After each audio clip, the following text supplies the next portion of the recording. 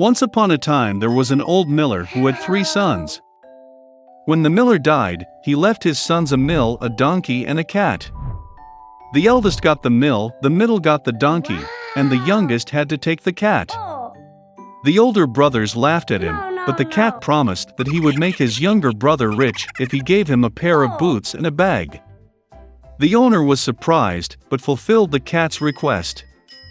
The cat immediately pulled on his boots on his hind legs, poured oats into the sack, threw it over his shoulders, and went hunting.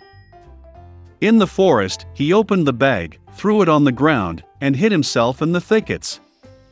He didn't have to wait long. A curious hare galloped to the sack and climbed into it to feast on oats. And the cat was just waiting for that. He jumped out of the thicket, tightened the sack, lifted it on his shoulders, and went to the royal castle. The king of that country was a great lover of good food. The cat bowed deeply to him, handed the hare, and said that it was a gift from his master, the Marquis de Carabas. The king was pleasantly surprised by this surprise. The cat bowed like a real nobleman and hit the road. Goodbye. The next day he went hunting with the sack again. This time he managed to catch 2 fat partridges. The king was delighted to see another pleasant gift. For several weeks in a row, the cat continued to wear partridges and hares to the king. But he did not say anything about this to his hungry and emaciated owner. Once the cat saw a princess in the palace. She was very beautiful. The cat realized that she would be a wonderful wife for his master. And so the king wanted to finally meet the Marquis. The cat replied that they could find him tomorrow for a walk where the mills were. And he himself ran at full speed to the mill. Seeing the owner, the cat said that tomorrow he will need to swim in the river, and then his life will change. The next morning, as soon as he got into the water, the cat grabbed his clothes and hid them in the bushes. At that moment the royal carriage appeared on the road. The cat jumped out onto the road and shouted at the top of his lungs, "Save me! Help! The Marquis de Carabas is drowning!" Hearing this, the king ordered to pull the Marquis out of the water. The miller's son got very frightened when 2 guards began to drag him out of the river, where he was basking in warm water. The king ordered to bring him his silk attire. The miller's son initially refused, but he liked the gold-embroidered clothes so much that he gladly put on the royal outfit. The king invited him to the carriage, where the beautiful princess was sitting. The miller's son was dumbfounded, but without further ado got into the carriage. A minute later, the carriage rolled on through the fields and meadows that belonged to the giant cannibal who lived in a huge castle. The cat wasted no time, and what was the spirit rushed ahead of the carriage towards the meadow, where the reapers were working in the sweat of their brow.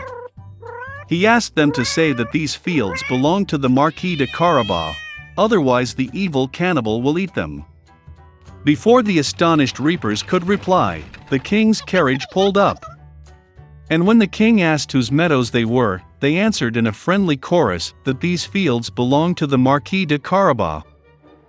Meanwhile, the cat went straight to the man-eater's castle. With feline dexterity, he jumped over the stone wall and made his way into the castle. The cannibal was sitting at a large table laden with various dishes. Seeing the Puss in Boots, he was greatly surprised at such impudence. The cat began to tease the giant and said that he could not turn into a lion. Before the cat had time to utter these words, the cannibal turned into a huge lion with a shaggy mane. The cat's soul went into his boots from fear, but he overcame it and said that the cannibal could never turn into a mouse. The terrible lion disappeared, and a small mouse appeared in its place. And that was all the cat needed. In the blink of an eye he caught up with the mouse, caught it, and ate it. At this very time, the royal carriage drove into the castle courtyard. Opening the carriage doors, the cat bowed politely and said that he was glad to see everyone in the castle of the Marquis de Carabas. It is difficult to say who was more numb from amazement at these words, the king or the miller's son, who already did not understand anything at all. The cat took the guests to the table. At the end of the dinner, the king, having eaten to the fullest, said that the marquis was indeed a very worthy man, therefore he would gladly give his daughter to wife. The princess was happy, young, handsome, and besides, she really liked the rich marquis.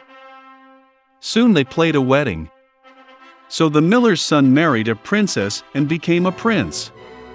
All of them lived happily ever after, especially the cat, who proudly paced the palace in high boots. A long time ago, a beautiful princess lived in a large castle. And then one day her father gave her a golden balloon for her birthday. The princess liked the gift so much that she spent all her time with it. On one of these days, the girl went out to play with a ball in the garden. But having played, she did not notice how she ended up near the pond. The princess threw the ball up and tried to catch it. But he slipped out of her hands, rolled on the grass and fell straight into the pond. The princess tried to get the ball, but it was at the very bottom. Then the girl had no choice but to sit by the pond and cry bitterly. But then a noise was heard from the grass. The princess looked back and saw a frog in front of her. She looked at the girl and asked why the princess was crying. The girl was very surprised to see a talking frog, and told her how she dropped the ball into the water. The frog listened attentively, jumped around the pond, and invited the girl to return the ball. But in return she asked to fulfill one request, to make friends with the frog and take her to the palace. After a short thought, the princess agreed. Then the frog jumped into the water and disappeared from sight. Soon she appeared with a golden ball and threw it to the princess. Having received her gift back, the princess happily ran to the palace. Then the frog reminded the girl of their agreement.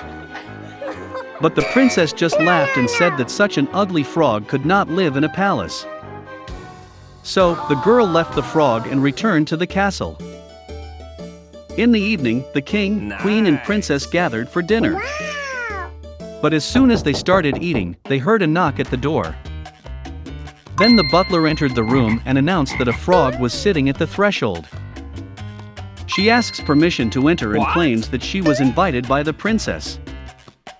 The king looked sternly at his daughter. And the princess told him about everything that happened in the morning by the pond. The father thought about it, and then said that if the princess promised something, she should keep her word. Then the king ordered the butler to let the frog in. The door opened and a small frog entered the castle. In several leaps, she found herself at the table. The frog then bowed to the king and thanked him for allowing her to enter. After that, the frog jumped to the princess's plate. The king ordered a saucer to be brought to the guest. But the frog stopped him and said that he could eat from the princess's plate. The girl was beside herself with rage. But she didn't show it, hoping that after supper the frog would leave the palace. However, when the princess got up from the table, the frog followed her. And after a while, the guest wanted to sleep. The princess offered her a guest room. But the frog said that it wants to sleep in the girl's bed. And the princess, fearing to disappoint her father, agreed. Then the frog jumped onto the king's bed and rested its head on the soft pillow. And the princess had to lie down next to her. In the morning, the frog woke the girl up and said that she had a last wish, after which she would definitely leave. And the heart of the princess was filled with hope. The frog paused, looked into the girl's eyes, and then asked to kiss her frog lips. The princess jumped out of bed in a rage and flatly refused to kiss the nasty frog. And the guest, hearing this, wept bitterly. Suddenly the princess felt so sorry for the poor frog that she had no choice but to kiss her. As soon as the princess did this, a bright light lit up the room. A moment later, when the light went out, in front of her was no longer a frog, but a handsome prince. He said that once an evil witch put a curse on him. And to break the spell, he needed to spend the day with the princess and get a kiss from her. The astonished princess was happy. They went to the king together and then got married. Hooray! And they lived happily ever after. And the princess never again judged people by their appearance.